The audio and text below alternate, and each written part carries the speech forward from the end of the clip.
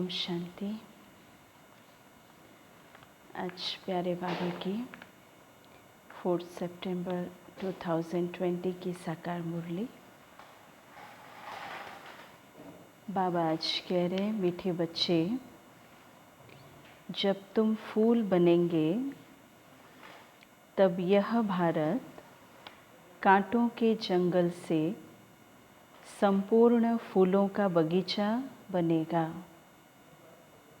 बाबा आया हुआ है तुम्हें फूल बनाने। आज बाबा की मुरली विशेष परिवर्तन के ऊपर है। बाबा आज क्या कहते हैं, यह भारत या कहे ये पूरा विश्व कांटों का जंगल बन गया है और बाबा क्या करते हैं, इस पूरे कांटों के जंगल की दुनिया को बाबा फूलों का बगीचा बनाने के लिए आए हैं, है ना। अर्थात हम सभी आत्माओं को फूल बनाने के लिए बाबा आए हुए हैं। आज की मुरली का प्रश्न है, मंदिर लायक बनने के लिए किन बातों पर विशेष ध्यान देना है। मंदिर लायक बनने के लिए बाबा पूछ रहे हैं कि किन बातों पर विशेष ध्यान देना है। क्या लगता है, क्योंकि हम देवी देवताएं जो बनने वाले हैं, द्वापर युग में ही हमारी प्रतिमूर्तियों को लेकर के मंदिरों में स्थापन किया गया है ना।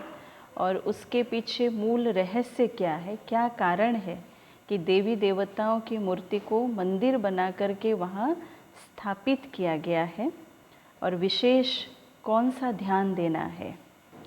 तो उत्तर में बाबा आज क्या कहते हैं, बाबा ने कहा कि मंदिर लायक बनना है तो चलन पर विशेष ध्यान दो। चलन पर बाबा कहते विशेष ध्यान दो। और चलन कैसी होनी चाहिए, बाबा मुरलियों में क्या कहते हैं, चलन हमारी कैसी होनी चाहिए। एक तो बाबा कहते हमारी चलन बहुत रॉयल होनी चाहिए, है ना, देवी देवताओं वाला चलन, जिनके अंदर कोई भी प्रकार के विकारों की भावना ही ना हो। चलन बहुत रॉयल, चलन बहुत मीठी, ये दो चीज़ें ही बाबा कहते। तो चलन बहुत मीठी और रॉयल होनी चाहिए। इतना मीठापन हो जो दूसरों को उसकी महसूसता आए, जो दूसरों को उसकी महसूसता आए। अनेकों को बाप का परिचय दो। अपना कल्याण करने के लिए बाबा कह रहे हैं, अच्छी रीति पुरुषार्थ कर सर्विस पर लगे रहो। अपना कल्याण करने के लिए अच्छी रीति पुरुषार्थ कर सर्विस पर लगे रहो। गीत है, बदल जाए दुनिया ना बदलेंगे हम। अब इस गीत का भी दो मतलब है ना। एक इसकी पॉजिटिव व्यू से अगर देखेंगे तो पॉजिटिव अर्थ निकलेगा, नेगेटिव व्यू से देखेंगे तो नेगेटिव अर्थ निकलेगा। अब कोई अगर सोच लो कि कोई जिदखोर आत्मा है तो वो आत्माएं भी कह सकते कि कहते हैं ना कि चाहे कुछ भी हो जाए हम नहीं बदलेंगे। अब बाबा क्या कहते हैं कि बदल जाए दुनिया ना बदलेंगे हम। बाबा तो कहेंगे ही पॉजिटिव व्यू के आधार से। बाबा ने क्या कहा, हम आत्माएं अभी क्या कहते हैं कि बदल जाए दुनिया ना बदलेंगे हम। बाबा का हाथ और बाबा का साथ कभी हम नहीं छोड़ेंगे। ओम शांति। रूहानी बच्चे जानते हैं कि बाप ब्रह्मा द्वारा समझा रहे हैं, ब्रह्मा के रथ द्वारा ही समझाते रहते हैं। इस भागीरथ द्वारा ही शिव बाबा समझाते रहते। बाबा ने कहा कि हम ये प्रतिज्ञा करते हैं कि श्रीमत पर हम इस भारत की भूमि को पतित से पावन बनाएंगे। भारत खास और दुनिया आम, सबको हम पतित से पावन बनने का रास्ता बताते हैं। तो इतने ख्यालात हर एक को अपनी बुद्धि में रखना है। इतने ख्यालात बाबा आज कहते हर एक आत्मा को अपनी बुद्धि में रखना है कि हम बाबा के पास आए क्यों, या बाबा हमें क्यों अडॉप्ट किया है, बाबा ने हमें क्यों सेलेक्ट किया, बाबा ने क्या कहा कि भारत खास और दुनिया आम, सबको इस पति से पावन बनाने के लिए बाबा ने हमें सिलेक्ट किया है। और ये बात बाबा कहते बुद्धि में रखो। बाबा कहते हैं कि ड्रामा अनुसार जब तुम फूल बन जाएंगे और जब समय आ जाएगा तो संपूर्ण बगीचा बन जाएगा, संपूर्ण बगीचा बन जाएगा।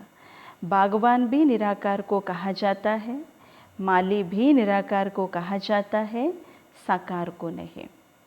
इन शब्दों का प्रयोग जब बाबा करते हैं ना मुरली क्लास में, तो ये सारे शब्द जो हैं, चाहे परमात्मा को बागवान कहे, माली कहे, खिवैया कहे, धोबी कहे, सोनार कहे, शराफ कहे, ये सब शिव बाबा के ऊपर ये नाम है, साकार के नहीं। साकार अर्थात ये ब्रह्मा बाबा को शिव बाबा नहीं कह रहे। तो माली भी आत्मा है, ना कि शरीर, ना कि शरीर। बाबा ने कहा बागवान भी आत्मा है। बाप समझाएंगे तो जरूर शरीर द्वारा ना, शरीर के साथ ही उनको माली बागवान कहा जाता है। पहले तो बाबा ने कहा माली भी आत्मा है, ना कि शरीर, लेकिन आत्मा भी किसके द्वारा समझाएगी? शरीर के द्वारा। तो शरीर के साथ ही उनको माली बागवान कहा जाता है, जो इस विश्व को फूलों का बगीचा बनाते हैं। बगीचा था जहाँ यह देवताएं रहते थे और वहाँ कोई दुख नहीं था। सतयुगी दुनिया के लिए बाबा कह रहे हैं, यहाँ इस कांटों के जंगल में तो बाबा कहते दुख है। रावण का राज्य है, कांटों का जंगल है, फट से कोई फूल नहीं बनते, उसके लिए भी कितना मेहनत, फूल बनने के लिए भी यहाँ कितना मेहनत करना पड़ता है ना। बाबा का कर्तव्य क्या है? बाबा आकर के हमें उचित शिक्षा, सत्य ज्ञान देना, ये बाबा का कर्तव्य है। उसके बाद उस सत्य ज्ञान को अपने जीवन में धारण कर परिवर्तन लाना, ये हमारा कर्तव्य बन जाता है। इसलिए बाबा कहते फट से कोई फूल नहीं बन जाते। देवताओं के आगे जाकर गाते भी हैं कि हम जन्म जन्मांतर के पापी हैं, अजामिल हैं। पापी हैं, लेकिन किस प्रकार के पापी? आज बाबा कहते अजामिल जैसे पापी, है ना। अजामिल क्यों बाबा ने कहा? अजामिल बाबा किसको कहते? एक व्यक्ति था, है ना, जिसकी दृष्टि अपनी बेटी के ऊपर भी गया, विकारों की दृष्टि वृत्ति गया। तो बाबा उस दिन से बोलना शुरू किया जैसे कि ये तो अजामिल जैसे पाप आत्माएं हैं, ऐसी आत्माएं भी इस संसार में भरे हुए हैं। बाबा कह रहे हैं पापी आत्माएं जन्म जन्मांतर के पापी हैं, अजामिल हैं। तो ऐसी प्रार्थना करते हैं, अब आकर हमको पुण्य आत्मा बनाओ। समझते हैं कि अभी हम पाप आत्मा हैं, कोई समय तो हम पुण्य आत्मा थे, कोई समय तो हम पुण्य आत्मा थे। तो अभी इस दुनिया में पुण्य आत्माओं के सिर्फ चित्र हैं। इस दुनिया में बाबा कहते सिर्फ पुण्य आत्माओं के चित्र हैं, देवी देवताओं के सिर्फ चित्र हैं, राजधानी के हेड्स के चित्र हैं, है ना। राजधानी के हेड्स कौन है? कौन सी राजधानी? अभी के इस समय के भारत की राजधानी के हेड की बात नहीं कहा जा रहा है। सतयुगी राजधानी के हेड्स कौन होंगे? श्री लक्ष्मी और श्री नारायण, उनके चित्र हैं। और उन्हों को ऐसा बनाने वाला निराकार है शिव बाबा, उनका चित्र है बस। बाबा कहते और कोई चित्र है नहीं। इसमें भी शिव का तो बड़ा लिंग बना देते हैं। कहते भी हैं कि आत्मा स्टार मिसल है, तो जरूर बाप भी ऐसा होगा ना, बाबा ने कहा। परंतु उनकी पूरी पहचान नहीं है। किसकी पहचान नहीं है? परमात्मा शिव बाबा की पूरी पहचान नहीं है, है ना। कहते हैं सिर्फ कि आत्मा स्टार मिसल है, तो जरूर आत्मा का पिता भी स्टार मिसल होगा, लेकिन बाबा ने कहा कि पूरी पहचान नहीं है, आत्मा के पिता की पूरी पहचान नहीं है। इन लक्ष्मी नारायण का विश्व में राज्य था, इनके लिए कहाँ भी कोई ग्लानि की बात नहीं लिखते। लक्ष्मी नारायण की कहीं पर भी, कोई भी शास्त्रों में कोई भी प्रकार की ग्लानि की बातें लिखी हुई नहीं है। जैसे श्री कृष्ण के लिए बहुत सारी ग्लानि की बातें लिखी गई है ना। वास्तव में उनके चरित्र में उस प्रकार का, उनके कैरेक्टर में इस प्रकार का कोई कर्म नहीं था। हाँ, अब बाबा भी क्या कहते, बाकी कृष्ण को कब द्वापर में कब कहाँ ले जाते हैं। लक्ष्मी नारायण के लिए सब कहेंगे कि वह स्वर्ग के मालिक थे। यह है तुम्हारी एम ऑब्जेक्ट। बाबा कहते राधे कृष्ण कौन है। मनुष्य बेचारे एकदम मूंझे हुए हैं, कुछ भी नहीं समझते। तो जो बाप द्वारा समझते हैं वह समझाने लायक भी बनते हैं। जो बाप द्वारा समझते हैं, क्योंकि दुनिया में तो ज्ञान बहुत है, शास्त्रों का ज्ञान, पुराणों का ज्ञान तो बहुत है, जहाँ से मनुष्य अनेक प्रकार की बातें, ये पौराणिक कथाएं है ना, सुने हुए हैं। अब बाबा क्या कह रहे हैं कि जब तक बाप द्वारा डायरेक्ट आकर के कोई समझ नहीं लेते, सुन नहीं लेते, तब तक बाबा कह रहे हैं कि समझ नहीं सकेंगे, समझने के लायक भी नहीं बन सकते हैं। नहीं तो लायक बन नहीं सकते, दैवी गुण धारण कर नहीं सकते।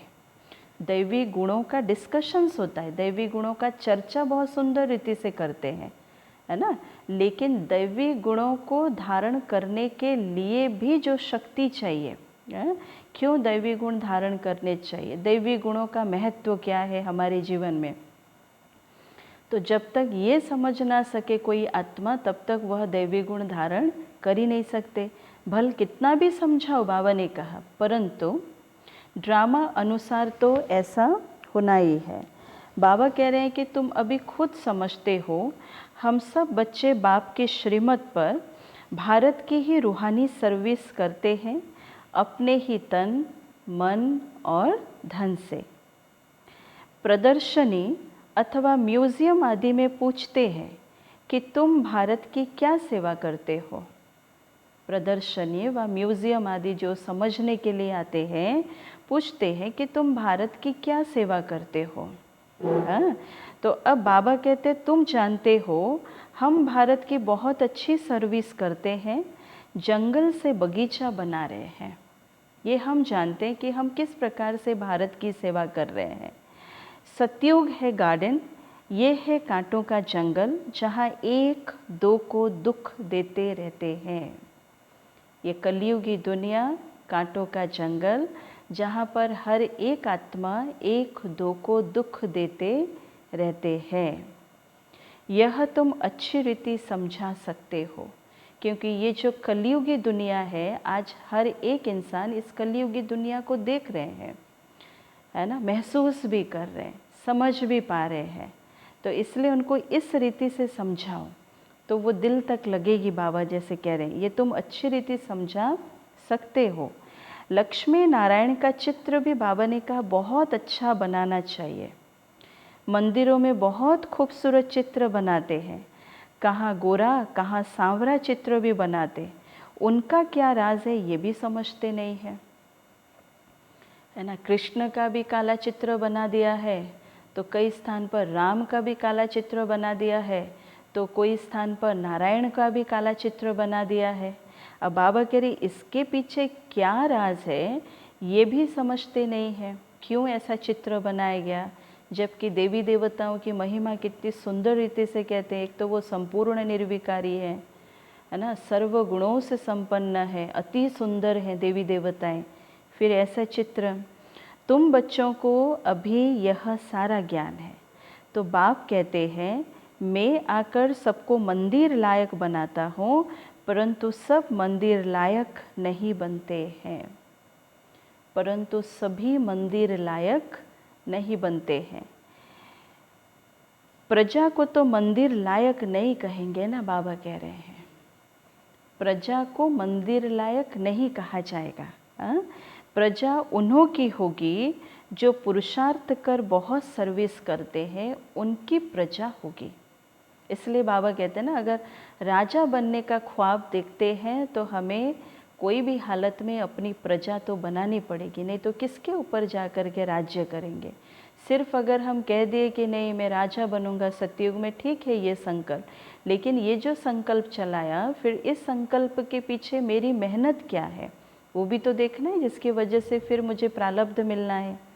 अब बाबा कहते प्रजा उन्हों की होगी जो पुरुषार्थ कर बहुत सर्विस करते हैं, तो तुम बच्चों को रूहानी सोशल सर्विस भी करनी है। इस सेवा में अपना जीवन सफल करना है। चलन भी बहुत मीठी सुंदर होनी चाहिए। इसके लिए सेवा के लिए सर्वप्रथम कौन सी बातों के ऊपर अटेंशन देना है? अपनी चलन अर्थात अपने बोल और व्यवहार। ये दोनों चीज़ अगर ठीक रहे तो आप किसी भी आत्मा के दिल तक पहुंच सकते हैं। बाबा कहते चलन भी कैसी होनी चाहिए? बहुत मीठी सुंदर होनी चाहिए, जो औरों को भी मीठेपन से समझा सके। बाबा कहते खुद ही कांटा होगा तो किसको फूल कैसे बनाएंगे? उनका तीर पूरा लगेगा नहीं। बाप को याद नहीं करते होंगे तो तीर कैसे लगेगा? बाबा ने कहा तीर तब लगेगा जब वो आत्मा उस रेंज तक बाबा को याद करती होगी एकाग्रता के साथ, है ना, तब तीर लगेगा, तब असर होगा। अपने कल्याण के लिए अच्छी रीति पुरुषार्थ कर सर्विस में लगे रहो, बाबा कह रहे हैं। बाबा भी सर्विस पर है ना, तो तुम बच्चे भी दिन रात सर्विस पर रहो। वाचा नहीं तो कर्मणा, है ना, कर्मणा नहीं तो फिर मनसा, कोई ना कोई सेवा में तो लगे रहो। दूसरी बात बाबा समझाते, शिव जयंती पर बहुत बच्चे तारे भेज देते हैं, तारे लेटर्स भेज देते हैं। उनमें भी ऐसी लिखत लिखनी चाहिए। किस प्रकार से? बाबा ने कहा जो वह तारे, जो वो लेटर्स बाबा कहते किसको भी दिखाएं तो वो समझ जाए आगे के लिए क्या करना है, उसका पुरुषार्थ किया जाता है। सेमिनार भी इसलिए करते हैं कि क्या क्या सर्विस करें जो बहुतों को बाप का परिचय मिले। सेमिनार भी अलग अलग टॉपिक रखी जाती है सेमिनार्स में, और रखने का कारण भी क्या है? रखने का कारण है कोई ना कोई आधार से अलग अलग रीति से ये आत्माओं को बाबा का संदेश मिल जाए। तो बाबा कहते तारे ढेर रखी है, इनसे बहुत काम ले सकते हो। एड्रेस डालते हैं, किस प्रकार से एड्रेस डाला जाता है कि शिव बाबा केयर ऑफ ब्रह्मा बाबा। प्रजापिता ब्रह्मा भी है, वह रूहानी पिता और वह जिस्मानी पिता। उनसे जिस्मानी रचना रची जाती है। बाप है मनुष्य सृष्टि का रचयिता, रूहानी पिता। कैसे रचना रचते हैं यह दुनिया भर में बाबा कहते हैं कोई भी नहीं जानते। कैसे रचना रचते हैं बाबा ने कहा यह दुनिया भर में कोई भी नहीं जानते। बाप ब्रह्मा द्वारा अब नई रचना रच रहे हैं। ब्राह्मण है चोटी, तो बाबा कहते पहले पहले ब्राह्मण जरूर चाहिए। यज्ञ रचा जाता है, हवन किया जाता है, तो सबसे पहले ब्राह्मण ही आते हैं। ब्राह्मणों की ज़रूरत होती है, क्योंकि बिना ब्राह्मणों का यज्ञ का कारोबार होने वाला नहीं है, जो भक्ति में देखा है। और बाबा क्या कहते हैं, ये सभी इस संगम युग से ही गई हुई है ये सारी चीज़ें। बाबा जो इतने बड़े ईश्वरीय विश्वविद्यालय, इतने बड़े जो यज्ञ की स्थापना करते हैं बाबा, तो इसके लिए भी बाबा ने पहले ब्राह्मण आत्माओं की रचना किया। तो बाबा कहते हैं कि ब्राह्मण है चोटी, तो पहले पहले ब्राह्मण जरूर चाहिए। विराट रूप की है यह चोटी। ब्राह्मण, देवता, क्षत्रिय, वैश्य, फिर है शूद्र। पहले शूद्र तो नहीं कह सकते, शूद्रों का पोजीशन कहाँ पर है? सबसे लास्ट में। तो बाप ब्रह्मा द्वारा ब्राह्मण रचते हैं। शूद्र कैसे और किस द्वारा रचेंगे? बाबा ने कहा शूद्र कैसे और किस द्वारा रचेंगे, इसलिए बाबा कहते बाप ब्रह्मा द्वारा सबसे पहले ब्राह्मण रचते हैं। बाबा कहते हैं कि तुम जानते हो कि कैसे नई रचना रचते हैं, और ये एडॉप्शन है बाप की। तो कल्प कल्प बाप आकर शूद्र से ब्राह्मण बनाते हैं, फिर ब्राह्मण से देवता बनाते हैं। ब्राह्मणों की सर्विस बाबा कह रहे हैं कि बहुत ऊंची है। सबसे ऊंची सेवा करने वाले कौन है? ब्राह्मणों की सेवा। ब्राह्मण जो सेवा कर रहे हैं सबसे ऊंची सेवा है। वह ब्राह्मण लोग खुद ही पवित्र नहीं है तो दूसरे को पवित्र कैसे बनाएंगे? मंदिरों में जो ब्राह्मण आदि बैठे हुए, बाबा कहते हैं कि वो खुद ही पवित्र नहीं है तो औरों को पवित्र कैसे बनाएंगे। कोई भी ब्राह्मण सन्यासी को कभी राखी नहीं बांधेंगे। कोई भी ब्राह्मण सन्यासी को कभी राखी नहीं बांधेंगे। क्यों नहीं बांधेंगे? बाबा कहते वो कहेंगे, वो सन्यासी क्या कहेंगे कि हम तो हैं ही पवित्र, तुम अपना मुंह देखो, है ना। वो क्या बोल देंगे कि तुम अपना मुंह देखो, हम तो हैं ही पवित्र, और किसी को जा कर के राखी बांधो। तुम बच्चे भी कोई से राखी नहीं बंधवा सकते। बाबा कहते तुम बच्चे भी कोई से राखी नहीं बंधवा सकते, क्योंकि दुनिया में तो सब एक दो को बांधते हैं ना। बहन भाई को बांधती है, यह रिवाज तो अभी निकला है। बाबा कह रहे हैं ये संगम युग में निकला है। अभी तुम शूद्र से ब्राह्मण बनने के लिए पुरुषार्थ करते हो तो समझाना पड़ता है। बाबा कहते मेल फीमेल दोनों पवित्रता की प्रतिज्ञा करते हैं, दोनों बता सकते हैं कि हम कैसे बाप की श्रीमत से पवित्र रहते हैं। मेल फीमेल दोनों पवित्रता की प्रतिज्ञा करते हैं, है ना, और दोनों बता सकते हैं कि हम कैसे बाप की श्रीमत से पवित्र रहते हैं। और वो भी बाबा क्या कहते हैं, नब्ज नाड़ी देख करके दान दो। ऐसे नहीं कि किसी को भी आकर के आप बता दो कि है ना हम दोनों एक दूसरे को राखी बांधते, ये पवित्रता की प्रतिज्ञा हमने किया है। थोड़ा संभल करके भी औरों को ये समझाना पड़ेगा।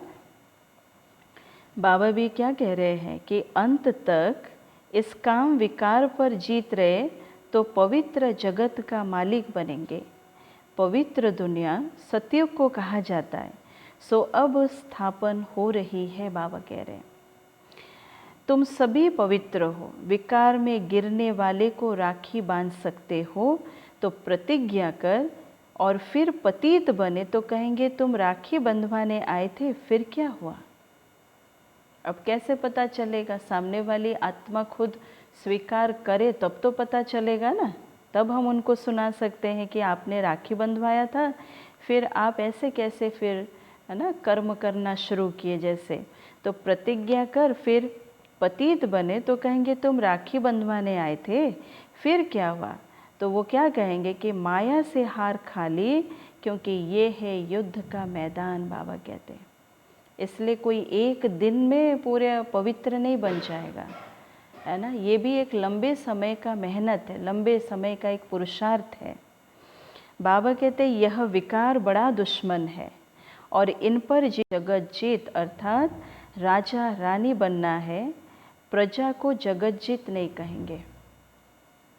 बाबा क्या कहते हैं कि इस विकार को जीत पाने से ही, इस विकार पर जीत पाने से ही जगत जीत बनेंगे, अर्थात राजा रानी बनेंगे। प्रजा को जगत जीत नहीं कहेंगे। मेहनत तो राजा रानी करते हैं ना। बाबा कह रहे हैं, कहते भी हैं कि हम तो लक्ष्मी नारायण बनेंगे, वह फिर राम सीता भी बनेंगे, वह फिर राम सीता भी बनेंगे। लक्ष्मी नारायण के बाद उनके तख्त पर जीत उनके बच्चे की होती है। लक्ष्मी नारायण तख्त पर बैठेंगे। अब बाबा कहते हैं कि उनके बाद तख्त पर उनके बच्चे होते हैं, तो वह लक्ष्मी नारायण फिर दूसरे जन्म में नीचे चले जाएंगे, है ना। तो भिन्न भिन्न नाम रूप से बच्चे को गद्दी मिलती है तो ऊंच नंबर गिना जाएगा ना। बाबा कह रहे हैं देखो, अब जो लक्ष्मी नारायण थे अब फिर नेक्स्ट जन्म में उनका पोस्ट पोजीशन थोड़ा और नीचे, बट उनके बच्चे जो फिर जो गद्दी पर बैठेंगे उनका नाम फिर बाला हो जाएगा और पुनर्जन्म तो लेते हैं। बाबा कह रहे हैं बच्चा तख्त पर बैठेगा तो वह सेकंड ग्रेड हो जाएगा। बच्चा तख्त पर बैठेगा तो सेकंड, फिर उनके बच्चे बैठेंगे तो फिर थर्ड ग्रेड हो जाएंगे। तो ऊपर वाला नीचे, नीचे वाला ऊपर आ जाएगा, फिर पोजीशन के हिसाब से बाबा ने कहा जैसे। अब बाबा कहते तो अब बच्चों को ऐसा ऊंच बनना है तो सर्विस में लग जाना चाहिए। बाबा कह रहे हैं तो सर्विस में लग जाना चाहिए। बाबा कहते पवित्र होना भी बहुत ज़रूरी है, मूल फाउंडेशन है ही पवित्रता के। बाबा कहते हैं कि मैं पवित्र दुनिया बनाता हूँ, अच्छा पुरुषार्थ थोड़े करते हैं, अच्छा पुरुषार्थ थोड़ी सी आत्माएं करते, पवित्र तो सारी दुनिया बन जाती है ना। पवित्र बनने के लिए, आत्मा को सतो प्रधान बनाने के लिए थोड़ी सी आत्मा ही ज़बरदस्त मेहनत करते, तो उनकी प्राप्ति, उनकी प्रारब्ध भी उस प्रकार से। लेकिन बाबा कहता पवित्र तो ऐसे ही सारी दुनिया बन जाती है। तुम्हारे लिए स्वर्ग की स्थापना करते हैं, तो ये ड्रामा अनुसार होना ही है, ये खेल बना हुआ है। तुम पवित्र बन जाते हो, फिर विनाश शुरू हो जाता है, सतयुग की स्थापना हो जाती है। बाबा ने कहा कि ड्रामा को तो तुम समझ सकते हो। सतयुग में था देवताओं का राज्य, अभी नहीं है लेकिन फिर होना है। और तुम हो रूहानी मिलिट्री, तुम हो रूहानी मिलिट्री। तुम 5 विकारों पर जीत पाने से जगज्जित बनने वाले हो। हम मिलिट्री सेना, और हमारा शत्रु कौन है? कोई देहधारी हमारा शत्रु नहीं, लेकिन बाबा कहते हमारा शत्रु है यह 5 विकार, जो हमारे अंदर ही बसेरा बना करके बैठा हुआ है ना। वो शत्रु जो बॉर्डर पर रहते हैं, तो वो देश की सुरक्षा के लिए, और उनकी आंखें भी हमेशा जागृत अवस्था में रहती है, उनकी पूरी कर्मेंद्रियां जागृत अवस्था में रहती है देश को बचाने के लिए। तो बाबा कहते हैं अब ये आत्मा जो अभी चारों तरफ से घिरी हुई है, शत्रुओं से घिरी हुई है ना, इसलिए ये कर्मेंद्रियां भी हमेशा जागृत अवस्था में भी इन कर्मेंद्रियों को रहना भी बहुत ज़रूरी है। क्योंकि शत्रु ये नहीं देखता है कि, है ना, कि सामने वाला जागा हुआ है, सोए, कहीं पर भी किसी भी समय पर भी वो वार कर सकता है। और बाबा कहते जीत किसके ऊपर पानी है रूहानी मिलिट्री आर्मी को? बाबा कहते 5 विकारों के ऊपर। तो जन्म जन्मांतर के पाप कटने के लिए बाबा युक्तियाँ बताते हैं। बाप एक ही बार आकर युक्ति बताते हैं। बाबा कहते कि जब तक राजधानी स्थापन ना हो जाए तब तक विनाश नहीं होगा। जब तक राजधानी स्थापन ना हो जाए तब तक विनाश नहीं होगा। तुम बहुत गुप्त वॉरियर्स हो। सतयुग होना ही है कलयुग के बाद, फिर सतयुग में कभी लड़ाई होती नहीं है। बाबा कह रहे हैं कभी लड़ाई नहीं। तुम बच्चे जानते हो सब आत्माएं जो भी पाठ बजाती हैं वह सब नूंधा हुआ है। जैसे कठपुतलियाँ होती है ना, ऐसे नाचती रहती है। और यह भी बाबा कहते हैं कि ड्रामा है, हर एक का इस ड्रामा में पार्ट है। बाबा ने कहा पाठ बजाते बजाते तुम तमो प्रधान बने हो, फिर अब ऊपर जाते हो सतो प्रधान बनते हो, है ना। आत्मा जब परमधाम से नीचे उतरी थी तो आत्मा अपने प्योर स्टेज के साथ उतरी थी। धीरे धीरे रोल प्ले करते करते करते करते ये आत्मा तमो प्रधान बनती गई। अब बाबा कहते फिर अब ऊपर जाते हो सतो प्रधान बनते हो। नॉलेज तो बाबा ने कहा सेकंड की है नॉलेज, सतो प्रधान बनते हैं, फिर गिरते गिरते तमो प्रधान बनते हैं, फिर बाप ऊपर ले जाते हैं। तो वास्तव में वह मछलियाँ तार में लटकती है। बाबा ने क्या कहा? वास्तव में वह मछलियाँ जो हैं वो तार में लटकती है। इस तार में मनुष्यों को डालना चाहिए। कौन सी तार में? ये रूहानी तार में मनुष्यों को डालना चाहिए। ऐसे उतरती कला फिर चढ़ती कला होती है। ये आध्यात्मिकता को भी जानना हर मनुष्य आत्मा को बहुत ज़रूरी है कि आत्मा कैसे ऊपर चढ़ती है, फिर आत्मा कैसे नीचे उतरती है, कैसे 5 विकारों में फंसती है। हाँ, बाबा भी क्या कहते देखो कि तुम भी ऐसे चढ़ते हो फिर उतरते उतरते नीचे आते हो। 5000 वर्ष लगते हैं ऊपर जाकर फिर उतरने में। ये 84 का चक्र तुम्हारी बुद्धि में है। बाबा कह रहे हैं ये 84 का चक्र बाबा कहते तुम्हारी बुद्धि में है। उतरती कला और चढ़ती कला का राज बाप ने ही समझाया है। तुम्हारे में भी नंबरवार जानते हैं और फिर पुरुषार्थ करते हैं। हम बच्चे भी बाबा के सामने नंबरवार हैं, सभी एक समान नहीं है। बाबा कहते प्यार में सभी एक दूसरे से ऊपर हैं, लेकिन इन सारी धारणाओं के ऊपर अगर देखा जाए तो बाबा कहते बच्चे नंबरवार हैं अपने अपने पुरुषार्थ के हिसाब से।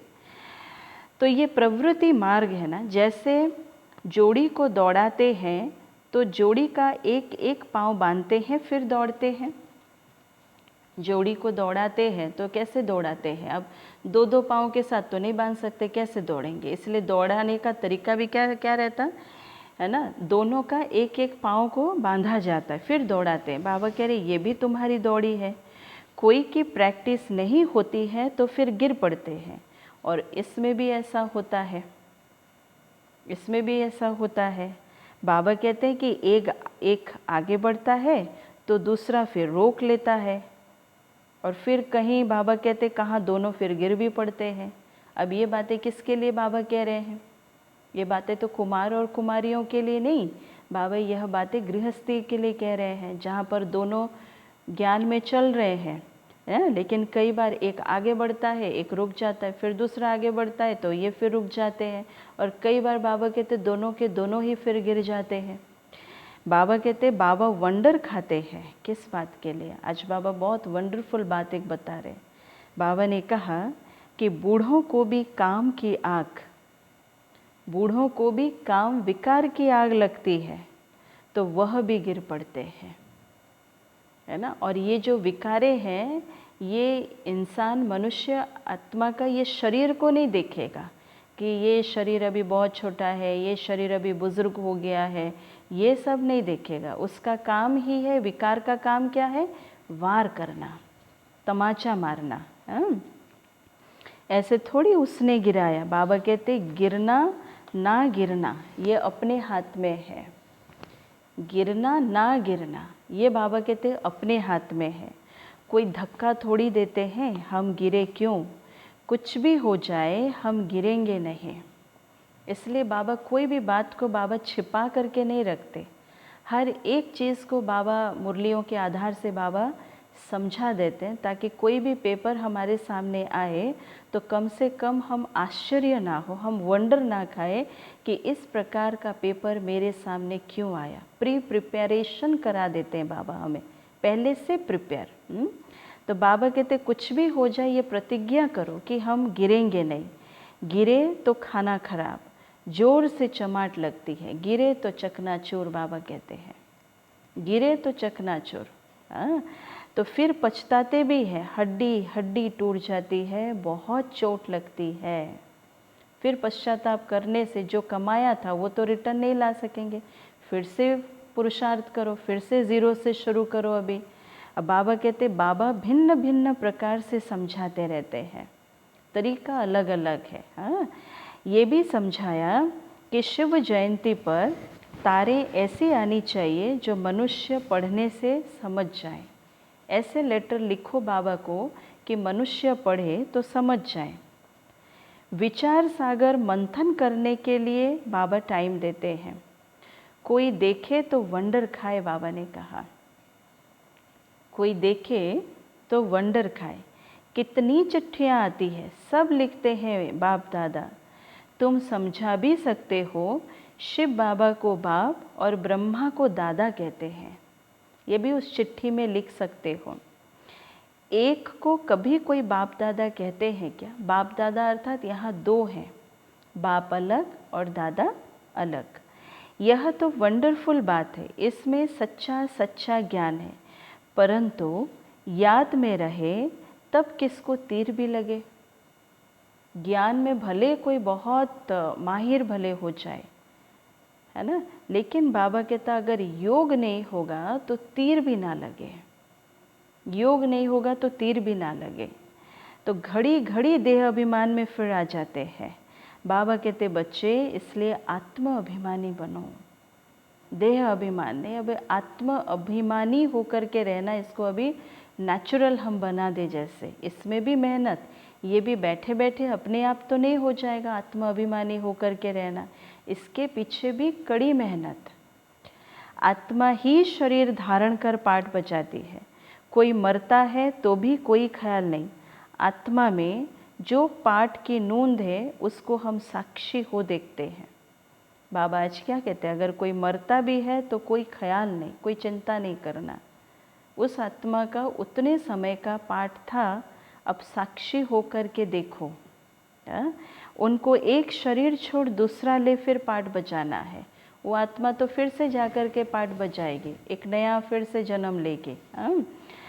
इसलिए बाबा ने कहा कि इसमें हम कर ही क्या सकते हैं, यह ज्ञान भी तुम्हारी बुद्धि में है, वह भी नंबरवार। बाबा कहते हैं ये ज्ञान भी तुम्हारी बुद्धि में है, लेकिन बाबा ने कहा नंबरवार। कईयों की बुद्धि में तो ठहरता ही नहीं ये ज्ञान, अभी सुना अभी तवाई बन गया, अभी ज्ञान बुद्धि से आउट हो गया, अभी अभी सुना और अभी अभी मुरली क्लास से उठे तो ज्ञान पूरा सोडा वाटर के जैसे हो गया। तो बाबा इसलिए कहते कईयों की बुद्धि में तो ठहरता ही नहीं, इसलिए किसको समझा नहीं सकते। बाबा कह रहे हैं ठहरेगा तब तो समझाएंगे ना, बाबा ने क्या कहा, बाबा ने ऐसा कहा, बाबा ने वैसा कहा, तब तो ये बोल सकते हैं। ठहरेगा ही नहीं बुद्धि में तो औरों को क्या बोल करके सुनाएंगे, क्या समझाएंगे। बाबा कहते हैं आत्मा बिल्कुल ही गर्म तवा, तमो प्रधान पतित है। इससे ही बाबा को समझ में आ जाता कि ये आत्मा है ना बिल्कुल ही गर्म तवा जैसे है, पूरा पतित है, तमो प्रधान है। उन पर ज्ञान अमृत डाला जाता है तो भी ठहरता नहीं, तो भी ठहरता नहीं। जिसने बहुत भक्ति की है उनको ही तीर लगेगा, झट धारणा होगी। बाबा ने कहा झट धारणा होगी, है ना। दादी जानकी अपने अनुभव में क्या सुनाते थे कि दादी भक्ति में थी तो दादी बहुत भजन गाते थे, बहुत भजन। और जैसे ही दादी जानकी जी को ज्ञान मिला, धीरे धीरे भजन छूटता गया। तो वो भजन भी जब छूटता गया तो दादी को थोड़ा सा लगा, है ना, वो बाबा को फिर उल्हाना देना शुरू की, दादी की दादी और आपने मेरा भजन ही सारा, बाबा आपने मेरा भजन ही सारा छुड़वा दिया, है ना। कितना सुंदर मैं भजन गाती थी देखो। और धीरे धीरे बाबा की इस मुरली रूपी भजन में ही दादी हाँ पूरा लीन। तो बाबा क्या कहते, जिसने बहुत भक्ति की है उनको ही तीर लगेगा, उनको ही झट धारणा होगी। हिसाब ही बाबा कहते वंडरफुल है। पहले नंबर में पावन वही फिर पतित भी बनते हैं। पहले नंबर में जो पावन बनते वही फिर पतित। यह भी कितनी समझने की बातें होती है। यहाँ सिर्फ सुनने की बात नहीं है, यहाँ समझने की बातें हैं। अगर आत्मा एक बार समझ जाए तो अनेक प्रकार के फिर अपने आप उसको है ना महसूस होना शुरू होता जाएगा, अलग अलग अनुभव वो आत्मा करना शुरू कर देगी। तो बाबा ने इसलिए क्या कहा, कोई की अगर तकदीर में नहीं है तो फिर पढ़ाई को भी छोड़ देते हैं। अगर छोटेपन से ही नॉलेज में लग जाए तो धारणा होती जाएगी। छोटेपन से, बचपन से ही अगर किसी को ये ज्ञान मिल गया और इस ज्ञान मार्ग में लग गए तो बाबा कहते वो धारणा होती जाएगी। समझेंगे कि इसने बहुत भक्ति की हुई है, बहुत होशियार हो जाए, क्योंकि ऑर्गन्स बड़े होने से फिर समझ भी जास्ती आती है, फिर समझ भी जास्ती आती है। तो जिस्मानी रूहानी दोनों तरफ अटेंशन देने से फिर वह असर निकल जाता है। दोनों तरफ अटेंशन देने से फिर वो असर निकल जाता है। बाबा कहते ये है ईश्वरीय पढ़ाई। किसके लिए वो असर निकल जाता है, जैसे आज बाबा कह रहे हैं ना कि बच्चे के लिए, है ना, छोटेपन में ही अगर कोई ये ज्ञान धारण कर ले तो धारणा उनको होती जाएगी, है ना। और धीरे धीरे जैसे ये शरीर बड़ा होता जाएगा समझ भी जास्ती आती है। फिर बाबा कहते जिस्मानी रूहानी दोनों तरफ अटेंशन देने से फिर वो असर भी निकल आ जाता है, क्योंकि ये है ईश्वरीय पढ़ाई। फ़र्क है ना, परंतु जब वो लगन भी लगे, बाबा कहते हैं दोनों पढ़ाई को अच्छी तरह से कोई आत्मा चाहे तो पढ़ सकती है, लेकिन कब, बाबा कहते जब वो लगन लग जाए तो, है ना। जिस्मानी पढ़ाई के साथ साथ ये रूहानी पढ़ाई भी। अच्छा, मीठे मीठे सिकी लधे बच्चों प्रति माता पिता बाप दादा का याद प्यार और गुड मॉर्निंग। रूहानी बाप की रूहानी बच्चों को नमस्ते। हम रूहानी बच्चों की, रूहानी माता पिता बाप दादा का याद प्यार, गुड मॉर्निंग और नमस्ते। धारणा के लिए मुख्य सार। फर्स्ट पॉइंट, बाबा कहते रूहानी मिलिट्री बन 5 विकारों पर जीत पानी है। पवित्र जरूर बनना है, श्रीमत पर भारत को पावन बनाने की सेवा करनी है। सेकेंड पॉइंट, इस बेहद नाटक में हर पाठ, इस बेहद नाटक में हर पाठ आत्म अभिमानी होकर बजाना है। आत्म अभिमानी होकर बजाना है, कभी भी देह अभिमान में नहीं आना है। साक्षी होकर हर एक एक्टर का पार्ट को देखते रहना है। इसलिए अपने प्रति भी ये हम थोड़ा सा चेक कर लें कि साक्षी दृष्टा के लिए जो बाबा कहते हैं मुरलियों में, ये साक्षी दृष्टा का जो रोल है, मैं अपने अंदर इस रोल को कितनी मात्रा में भर पाई हूँ या भर पाया हूँ। क्या ऐसी परिस्थिति जब आती है तो क्या साक्षी दृष्टा होकर के हर सीन और सीनरी को मैं देख पा रहा हूँ या देख पा रही हूँ? तो साक्षी होकर हर एक एक्टर के पार्ट को देखना है। आज का वरदान, सोमान द्वारा अभिमान को समाप्त करने वाले सदा निर्माण भव। क्या कहा बाबा ने? सोमान द्वारा अभिमान को समाप्त करने वाले सदा निर्माण भव। बाबा समझाते कि जो बच्चे स्वमान में रहते हैं उन्हें कभी भी अभिमान नहीं आ सकता और वे सदा निर्माप होते हैं। निर्माप, जितना बड़ा स्वमान उतना ही हाजी में निर्माण। जितना बड़ा स्वमान, छोटे बड़े ज्ञानी अज्ञानी, मायाजीत या मायावश, गुणवान हो या कोई एक दो अवगुणवान भी हो, अर्थात गुणवान बनने का पुरुषार्थी हो, लेकिन स्वमान वाले सभी को मान देने वाले दाता होते हैं, है ना। बाबा कहते स्वमान वाले सभी को मान देने वाले दाता होते हैं, अर्थात स्वयं संपन्न होने के कारण सदा रहम दिल होते हैं।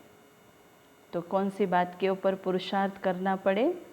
मुझे अपने अभिमान को समाप्त करना है, क्योंकि बाबा ने कह दिया है कि 63 जन्मों के अंदर इस आत्मा में, है ना, अभिमान के संस्कार कूट कूट करके भरे हुए, वो ठीक समय पर ठीक स्थान पर वो उभर के बाहर आता है। तो अपने अभिमान को समाप्त करना है तो मुझे अपने सोमान को, ऊंचे ते ऊंचे सोमान में मुझे रहना है। तभी औरों के प्रति हमेशा के लिए रहम दिल की भावना रख करके हम चल सकेंगे। स्लोगन, स्नेह ही सहज याद का साधन है। स्नेह ही सहज याद का साधन है, इसलिए सदा स्नेही रहना और स्नेही बनना। सदा स्नेही रहना और स्नेही बनना। और कैसा स्नेह? निस्वार्थ स्नेह। सामने वाले से मुझे मिला तो उसके प्रति भरपूर स्नेह, कुछ नहीं मिला तो स्नेह ही नहीं। नहीं, हमारा स्नेह भी कैसा होना चाहिए? निस्वार्थ स्नेह, है ना, आत्मिक स्नेह जिसको बाबा कहते हैं। तो स्नेह ही सहज याद का साधन है, इसलिए सदा स्नेही रहना और सबको स्नेही बनाना। ओम शांति, ओम शांति, ओम शांति।